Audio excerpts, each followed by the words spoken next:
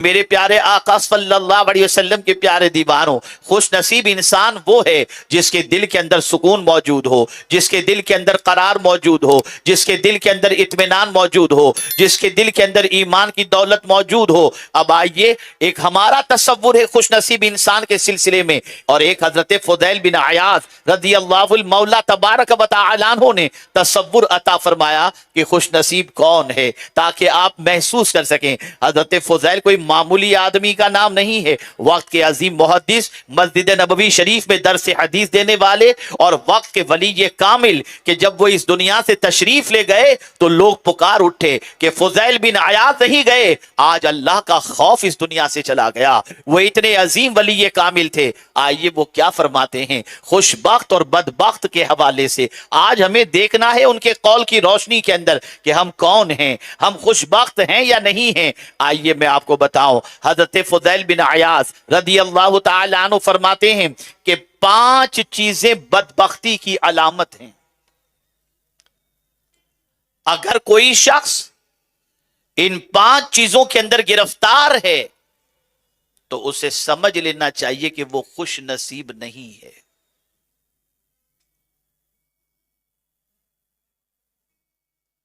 5 چیزیں۔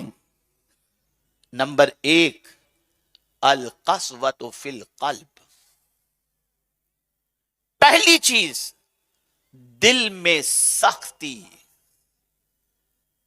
دل اگر سخت ہے، دل پر اللہ اور اس کے رسول جل جلالہ و صلی اللہ علیہ وسلم کے ارشادات کے اثرات نہیں ہوتے، اور اس کے دل کے اندر کسی کے لیے نرم گوشہ نہیں ہے، اگر اس کا دل اتنا سخت ہو گیا کہ پریشان حالوں کو دیکھنے کے بعد بھی اس کے دل کے اندر نرمی پیدا نہیں ہوتی، اور اس کا دل اسی طرح سے سخت ہے، نہ مہربانی کا جذبہ، نہ نرمی کا جذبہ، اور نہ کسی کی پریشانی کو دیکھنے کے بعد اس کے دل کے اندر کوئی محبت کا گوشہ پیدا ہو، اگر یہ کیفیت نہیں، اور دوسرے اینگل سے فرمایا گیا کہ اگر اس کے کانوں تک اللہ عز و جل کا ارشاد پہنچے، اس کے رسول صلی اللہ علیہ وسلم کا ارشاد پہنچے، اور اس کا دل نرم نہ ہو اور ویسا ہی سخت رہے، اس انسان کو سمجھ لینا چاہیے کہ وہ خوش نصیب نہیں ہے۔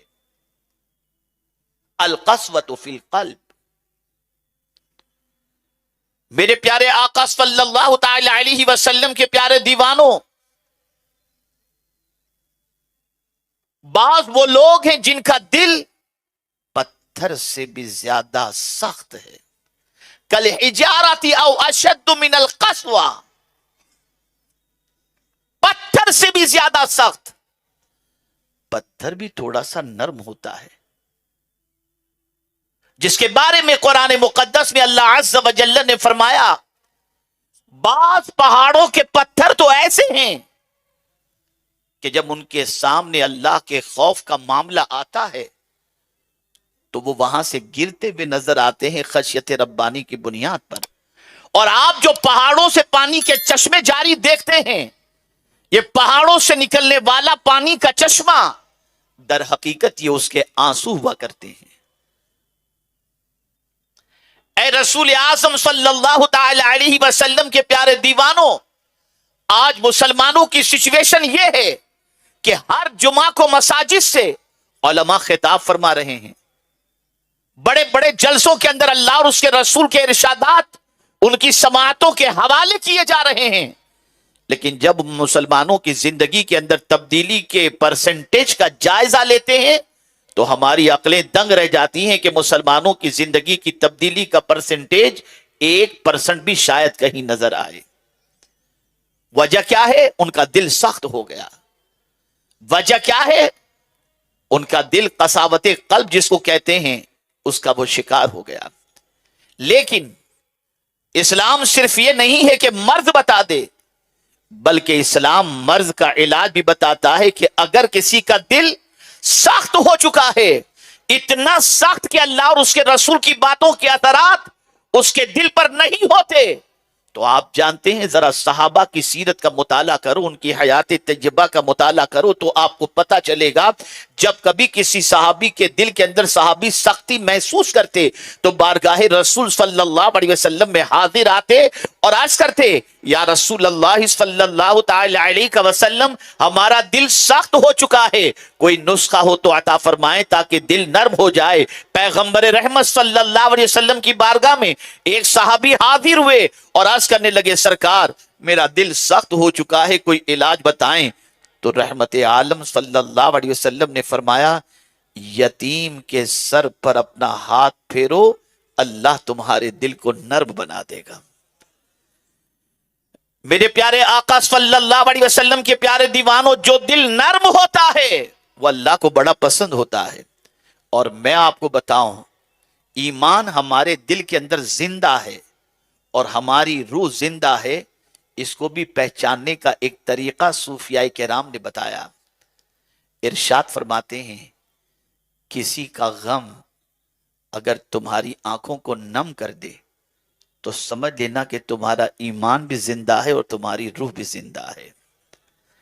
آج ہماری پوزیشن یہ ہے کہ ہم کسی ایکسیڈنٹ کو دیکھتے ہیں تو ایکسیڈنٹ میں زخمی ہونے والے بندے کی ویڈیو اتارتے ہیں، اسے ہاسپٹل پہنچانے کی تڑپ نہیں ہوتی، جذبہ نہیں ہوتا۔ اے رسول اعظم صلی اللہ علیہ وسلم کے دیوانوں، دنیا بھر میں ہونے والے مظالم کے واقعات کو دیکھنے کے بعد بھی ہمارے دل میں کوئی نرمی پیدا نہیں ہوتی۔ میرے پیارے آقا صلی اللہ علیہ وسلم کے پیارے دیوانوں، اگر ایسا دل ہو جائے تو آپ کو اور ہم کو یہ سمجھ لینا چاہیے کہ ہم خوش نصیب نہیں ہیں۔ یار کوئی ہو سکے تو بند کروائیے، ایک مرتبہ درود شریف پڑھ لیں، اللہم صلی علی سیدنا۔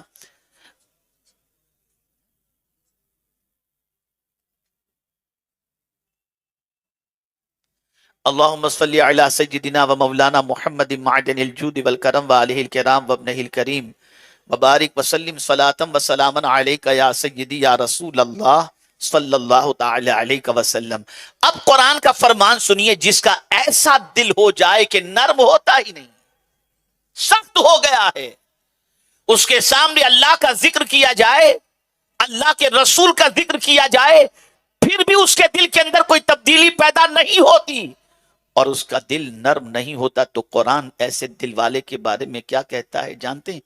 فَوَيْلٌ لِّلْقَاسِيَةِ قُلُوبُهُم مِّن ذِكْرِ اللَّهِ، ویل ہے، خرابی ہے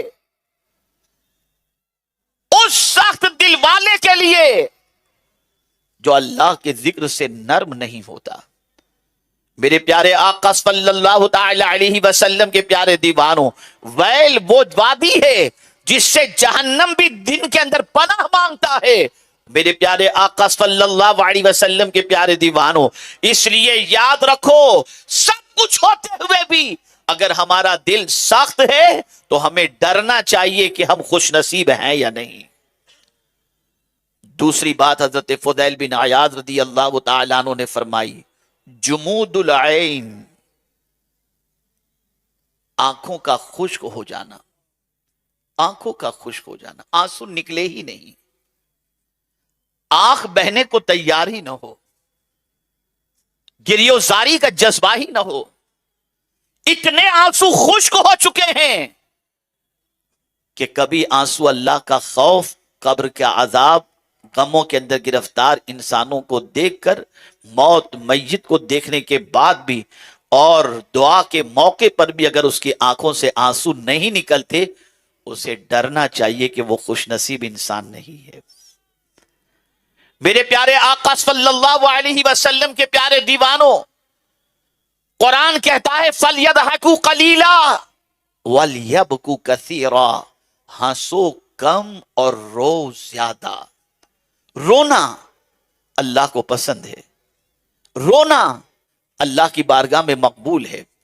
کسی بزرگ نے، غالباً یہ حدیث مبارکہ ہے یا کسی بزرگ کا قول میں نہیں جانتا، یاد نہیں آ رہا، لیکن میں آپ کو بتاؤں، فرمایا گیا 3 چیزیں اللہ کی رحمت کو جوش میں لے کر آتی ہیں۔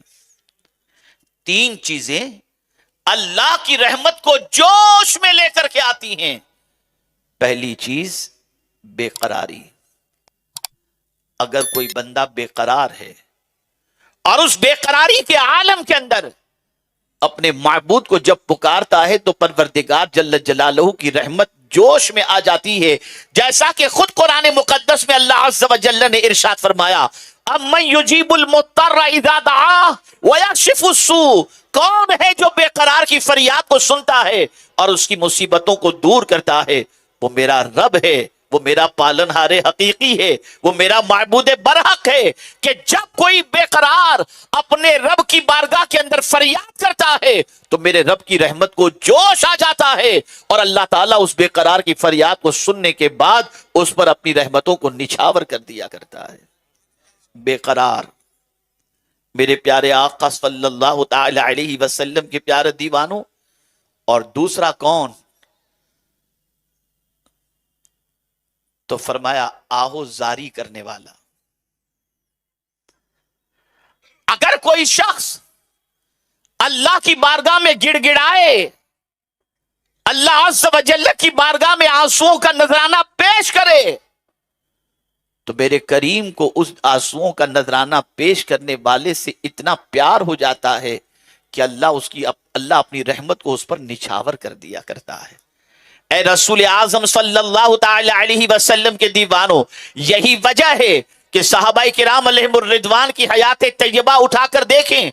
सैयदना फारूक आजम रदियल्लाहुल मौला तबारक व तआला अन्हु इतना रोते थे कि आपकी आंख के करीब दो इतने बड़े बड़े निशानात हो चुके थे, उस तरीके के कि आंसुओं की वजह से वहां पर वो निशानात थे। इतना फारूक आजम रदियल्लाहु ताला अन्हु रोया करते। रसूल गिरामी वक़ार सल्लल्लाहु अलैहि वसल्लम सहाबा के करीब से गुजरे, देखा सहाबा हंस रहे हैं। सरकार सल्लल्लाहु ताला अलैहि वसल्लम ने अपनी नाराजगी का इजहार फरमाया, वो वक्त हंसने का नहीं था और वो हंस रहे थे।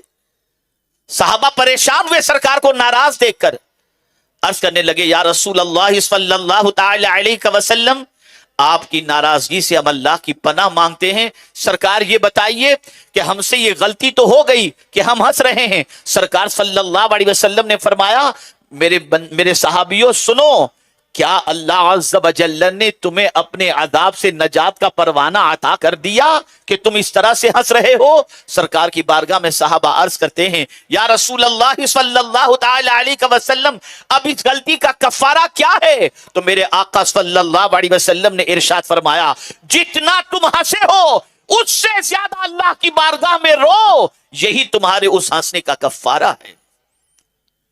मेरे प्यारे आका सल्लल्लाहु अलैहि वसल्लम के प्यारे दीवानों, मिमिक्री नाइट चल रही है। आदमी कह कहे में जिंदगी गुजार रहा है, अभी कब्र के मरहले से नहीं गुजरे, मौत और सकरात के आलम से नहीं गुजरे, और ये सारी सख्तियां जब किसी की निगाहों के सामने हो और किसी की जिंदगी में पेश आने वाली हो, उसे गाने, गजलें और बुराइयां और कह कहे से क्या सरोकार। ए रसूल आजम सल्लल्लाहु अलैहि वसल्लम के दीवानों, बहुत सारे लोग ये कहते हैं, मैं तो यार बहुत पत्थर दिल आदमी हूं, कितना ही बड़ा मामला हो जाए ना, अपनी आंख से आंसू नहीं निकलते। नादान तू पत्थर दिल वाकई है, लेकिन ये भी तो सुन ले, तू खुश नसीब नहीं है। खुश नसीब तो वो होता है जब अल्लाह अज़्ज़ व जल्ल का कोई खौफ वाला, अल्लाह अज़्ज़ व जल्ल की कोई खौफ वाली बात सुने या अज़ाब कब्र की बात सुने तो उसकी आंखों से आंसू निकल जाए। और सुन लो, रसूल आज़म सल्लल्लाहु अलैहि वसल्लम ने इरशाद फरमाया, खौफे खुदा से अगर किसी की आंख से आंसू निकले, वो आंसू जिस्म के जिस हिस्से पर पहुंचेंगे उन हिस्से को जहन्नम की आग नहीं जला सकती। जुमूदुल ऐन ये बदबख्ती की अलामत है। इसीलिए सरकार ने फरमाया, रोया करो, रोया करो, रोना ना आए तो रोने वाले जैसी शक्ल बना लिया करो। कितना दिल सख्त हो चुका मुसलमानों का कि कब्रिस्तान में भी जाकर के कह कहे लगाते हैं। कितना दिल सख्त हो चुका मुसलमानों का कि कब्रिस्तान में जाकर भी कारोबार की बातें करते हैं। हैरत है, अपने आप को हजार चीजों के मिलने के बाद खुश नसीब समझने वालों, अगर तुम्हारी आंखों में आंसू नहीं आते तो डरो कि खुश नसीबों में तुम्हारा शुमार नहीं है। तीसरी चीज حضرت فضیل بن عیاض رضی اللہ تعالی عنہ نے فرمائی قلت الحیا، حیا کا کم ہو جانا. اگر کسی کے اندر حیا کی کمی ہو گئی اور وہ انسان بے حیا ہو گیا تو آپ سمجھ لیجئے کہ وہ خوش نصیب نہیں ہے، وہ بدبخت ہے، وہ شقی ہے. آج آپ دیکھیں بے حیائی کا فروغ، بڑی تیزی کے ساتھ بے حیائی کو پروموٹ کیا جاتا ہے. میں ان نوجوانوں سے کہوں گا جو شادی شدہ ہیں، میں غیر شادی شدہ کی بات نہیں کر رہا، وہ اگر یہ کام کرتے ہیں تو عذاب بالائے عذاب.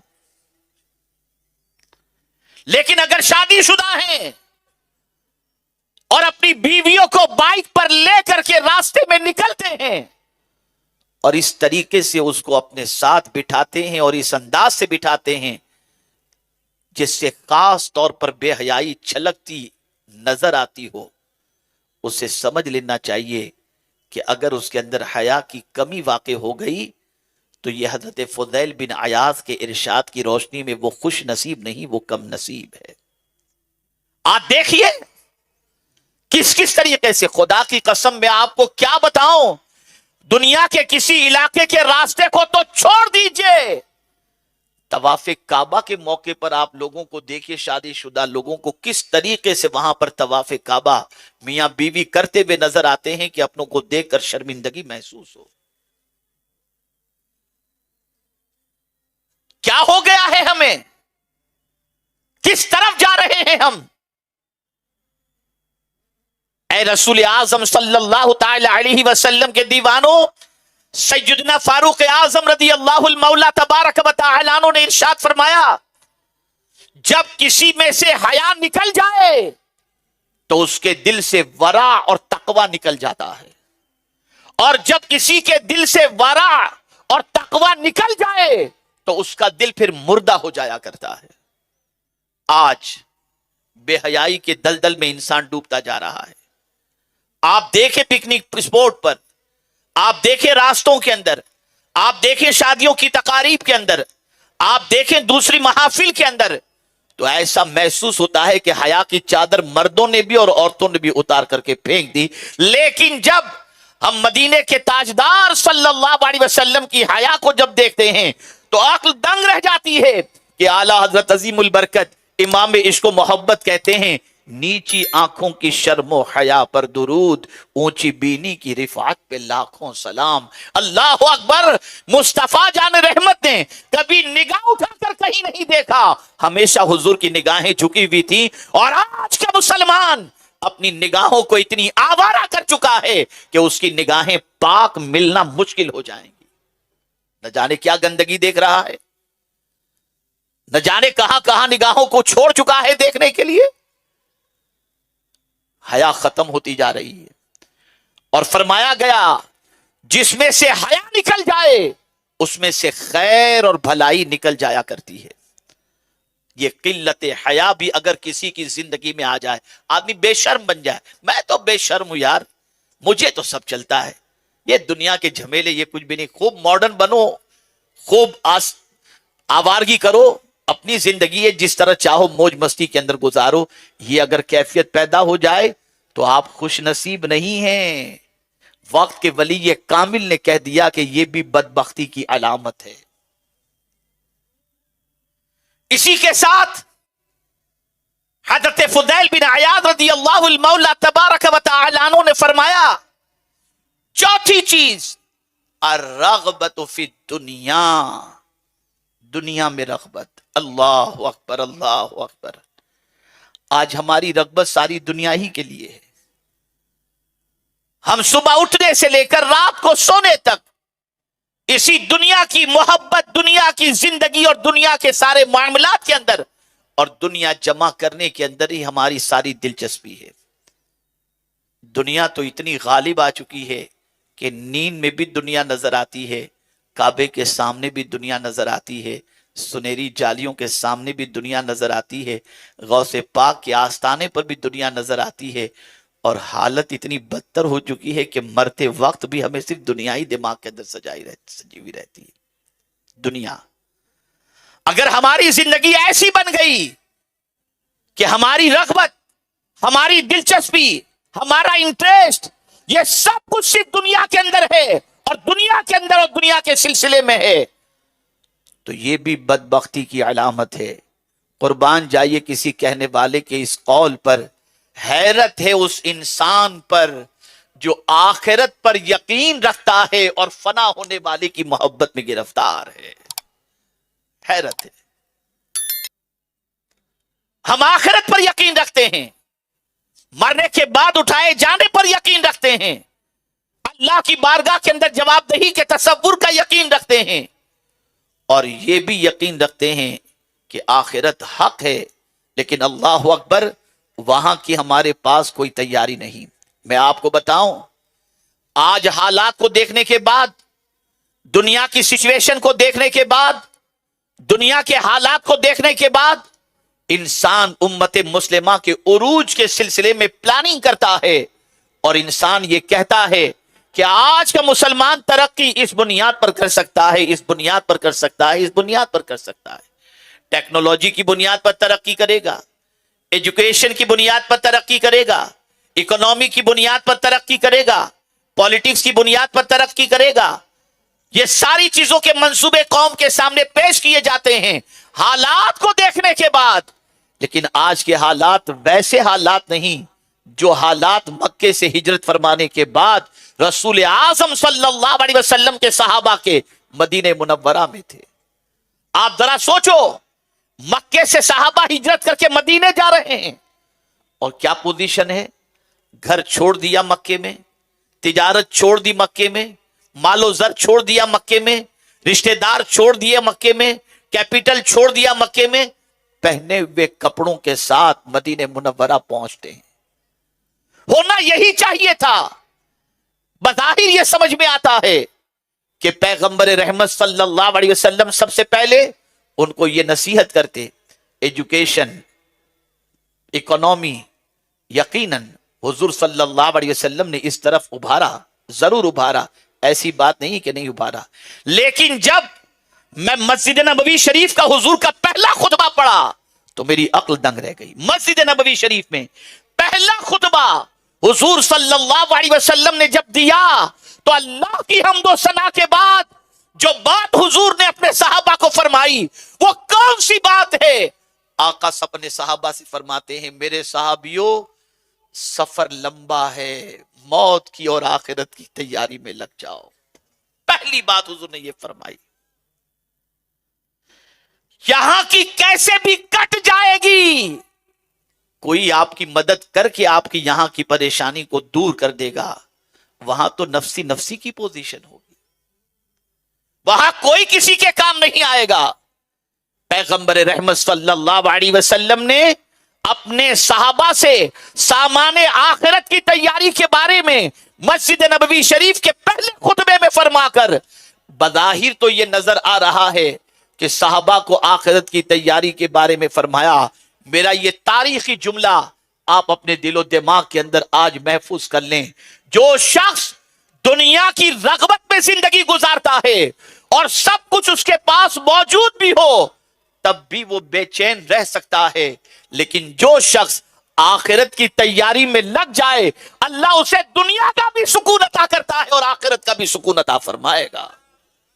اس لیے کہ جب وہ آخرت کی تیاری میں لگا رہے گا گناہ نہیں کرے گا، وہ آخرت کی تیاری میں لگا رہے گا وہ اللہ عز و جل کی نافرمانی نہیں کرے گا، جب وہ آخرت کی تیاری میں لگا رہے گا نمازیں نہیں چھوڑے گا، جب وہ آخرت کی تیاری میں لگا رہے گا کسی کا حق نہیں مارے گا، جب وہ آخرت کی تیاری میں لگا رہے گا ناچ گانے باجے تماشے سے دور رہے گا، جب وہ آخرت کی تیاری میں لگا رہے گا نبی کی سنتوں پر عمل کرے گا، قرآن کی تلاوت کرے گا، اور یہ ساری وہ چیزیں ہیں جس میں اللہ عز و جل نے قرار اور سکون کی دولت رکھی ہے۔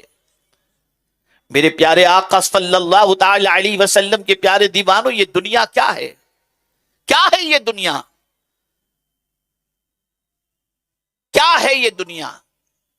وما هذه الحیات الدنیا، یہ دنیا کی زندگی کیا ہے؟ قرآن کہتا ہے وما هذه الحیات الدنیا، یہ دنیا کی زندگی، دنیا کی متاع کیا ہے؟ صرف دھوکے کا سامان، صرف دھوکے کا سامان۔ کسی کہنے والے نے بڑی پیاری بات کہی ہے، انسان جب دنیا کے اندر آتا ہے تو خالی ہاتھ آتا ہے، کوئی چیز اپنے ساتھ نہیں لاتا، پھر وہ انسان دنیا جمع کرنے میں لگ جاتا ہے، جب بہت دنیا جمع کر لیتا ہے اور پھر جب دائی اجل کی طرف سے دعوت آتی ہے، پکار آتی ہے، بلاوا آتا ہے، تو اب وہ انسان دائی اجل کو لبیک کہتے ہوئے جب اس دنیا سے جانے لگتا ہے تو جس طرح سے آیا تھا خالی ہاتھ، جائے گا بھی خالی ہاتھ، لیکن جتنی دنیا اس نے جمع کی تھی ان ساری دنیا کی چیزوں کا حساب اسے کل بروز قیامت دینا ہوگا۔ ایک مرتبہ درود شریف پڑھ لیں۔ اللہم صلی علی سیدنا و مولانا محمد معدن الجود والکرم وآلہ الکرام وابنہ الکریم وبارک وسلم صلاۃ و سلام۔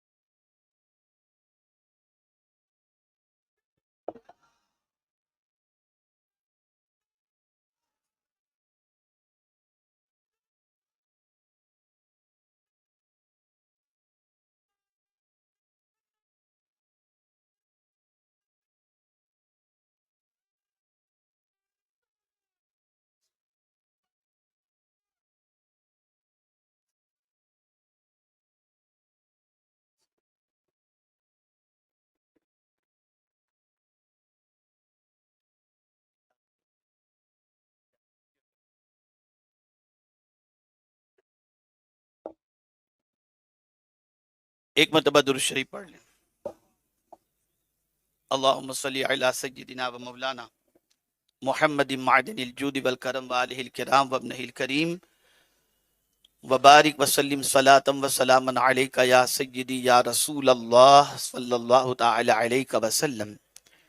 میرے پیارے آقا صلی اللہ تعالی علیہ وسلم کے پیارے دیوانوں، اب حضور مفکر اسلام تشریف لا چکے ہیں۔ ہم سب کی خوش نصیبی ہے کہ طویل علالت کے باوجود آج حضرت اندور کی سرزمین پر سنی دعوت اسلامی کے سنی اجتماع میں تشریف لا کر اپنے رخ زیبا کی زیارت سے بھی ہمیں مشرف کر رہے ہیں، اور انشاءاللہ تھوڑی دیر میں حضرت کے کلمات خیر سے بھی ہم استفادہ کریں گے۔ بس میں اپنی گفتگو کو اختتام کی طرف لے کر چلوں تو حضرت فضیل بن عیاض رضی اللہ تعالیٰ عنہ نے بدبختی کی جو علامتیں بتائیں ان میں سے چوتھی علامت الرغبۃ فی الدنیا۔ اب آپ دیکھیے کہ قرآن مقدس میں اللہ عز و جل نے ایک آیے کریمہ کے ذریعے انسان کو کس طریقے سے سوچنے اور سمجھنے کی دعوت عطا فرمائی۔ آپ ذرا دیکھیں،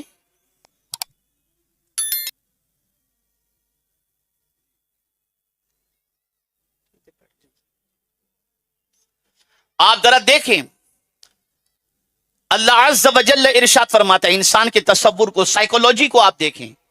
انسان کے پاس اگر بلین ہو، انسان کے پاس بینک بیلنس ادھر بھی ہو، دنیا کے مختلف ملکوں کے اندر بھی ہو، تو انسان ان ساری چیزوں کو دیکھنے کے بعد یہ تصور کرتا ہے کہ میری زندگی اب آرام سے کٹے گی، اور میرے پاس اتنا ہو جائے تو میری زندگی بہت سکون سے کٹے گی۔ لیکن میرا رب انسان کی اس سائیکولوجی کے حوالے سے انسان کو تنبیہ کرتا ہوا نظر آتا ہے کہ اے عارضی چیزوں پر غرور کرنے والے اور اس کے دھوکے میں گرفتار ہونے والے، سن لے، تو جمع کیا ہے اپنی جگہ پر، ضرورت بھر جمع کرنا، دنیا کے اندر جتنا رہنا ہے وہ تو نہیں معلوم کتنا رہنا، لیکن دنیا کے سلسلے میں مال و زر کو جمع کرنا برا نہیں ہے، مستقبل کے منصوبے کو بنانا برا نہیں ہے، لیکن قرآن نے اس آیت کے ذریعے واضح کر دیا تو ان چیزوں پر بھروسہ کرتا ہے جو تیرے پاس ہے، جو فنا ہو جانے والی ہے۔ اس کو قرآن نے کہا ما عندکم ینفد وما عند اللہ باق، جو کچھ تیرے پاس ہے وہ تو ختم ہو جائے گا، اور جو اللہ کے پاس ہے وہ باقی رہنے والا ہے۔ میرے پیارے آقا صلی اللہ علیہ وسلم کے پیارے دیوانوں، اسی پر مولا علی کرم اللہ تعالی وجہہ الکریم نے بندوں کے تصور کو خدا کی طرف مائل کرنے، بندوں کے تصور کو توکل کی طرف مائل کرنے کے لیے کتنی ہی پیاری بات ارشاد فرمائی۔ مولا علی کرم اللہ تعالی وجہہ الکریم ارشاد فرماتے ہیں، جو اپنے ہاتھ میں ہے اس پر بھروسہ کرنے کی بجائے جو اللہ کے پاس ہے اس پر بھروسہ کر، تاکہ تیری دنیا بھی سنور جائے اور آخرت بھی سنور جائے۔ اے رسول اعظم صلی اللہ علیہ وسلم کے دیوانوں، اس دنیا کے اندر اپنی زندگی کو بہتر گزارنے کے سلسلے میں جد و جہد کرنا، اس میں کوئی مذائقے کی بات نہیں۔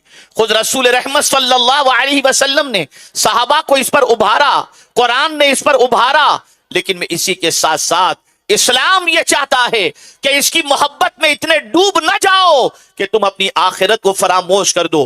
آج کوشش یہی کی جا رہی ہے کہ اس چکا چوند دنیا کی محبت میں انسان کو اتنا گرفتار کر دیا جائے کہ انسان کے دل و دماغ سے یہ تصور نکل جائے کہ ہمیں اللہ عز و جل کی بارگاہ میں ایک نہ ایک دن پہنچنا ہے۔ تو چوتھی بدبختی کی علامت حضرت فضیل بن عیاض فرماتے الرغبۃ فی الدنیا، اور آخری علامت حضرت فضیل بن عیاض رضی اللہ تعالیٰ عنہ فرماتے ہیں طول الامل، لمبی امیدیں، لمبی امیدیں۔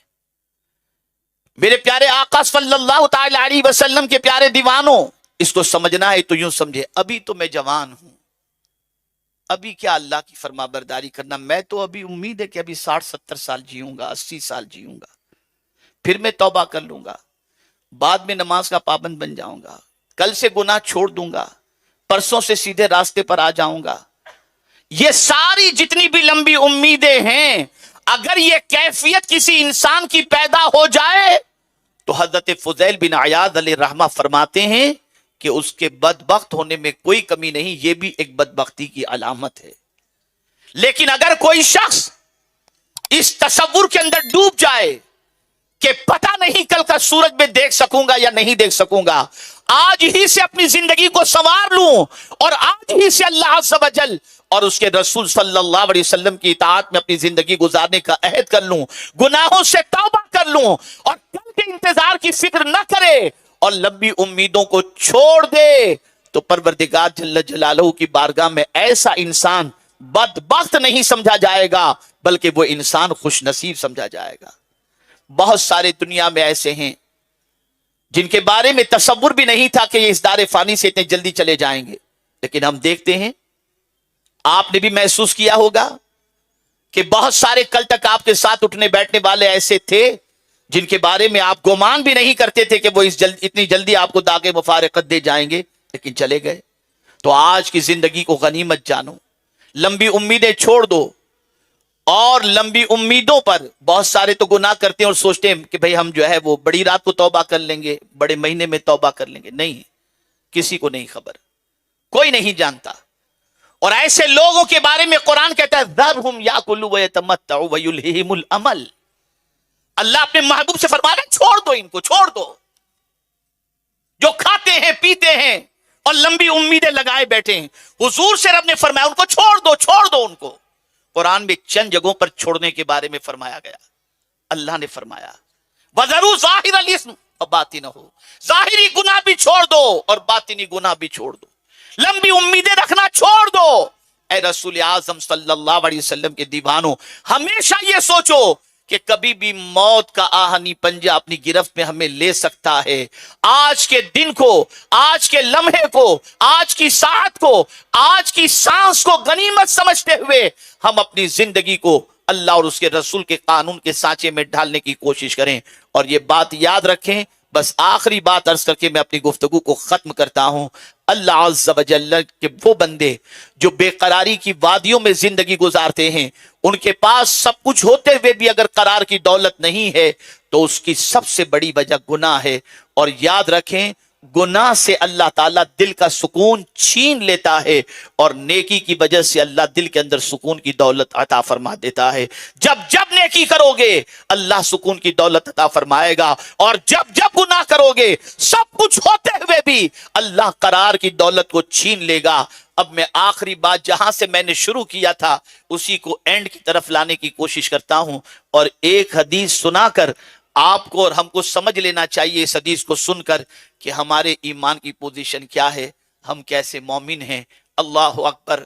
میرے پیارے آقا صلی اللہ علیہ وسلم کے پیارے دیوانوں، رسول اعظم صلی اللہ علیہ وسلم نے فرمایا اذا سرت کا حسنتک وساعت کا سیئتک فانت مؤمن، جب تیری نیکی تجھے خوش کر دے اور تیرا گناہ تجھے بے چین کر دے، بس تو مومن ہے، بس تو مومن ہے۔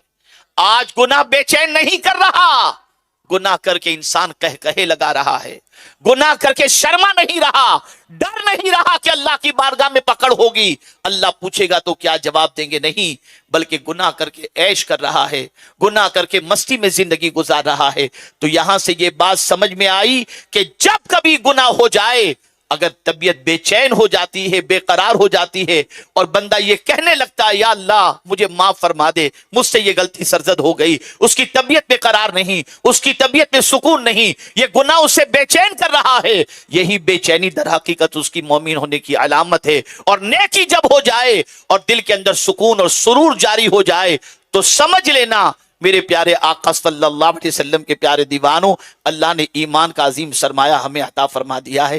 اب کون سی نیکی اللہ کو بہت زیادہ پسند ہے؟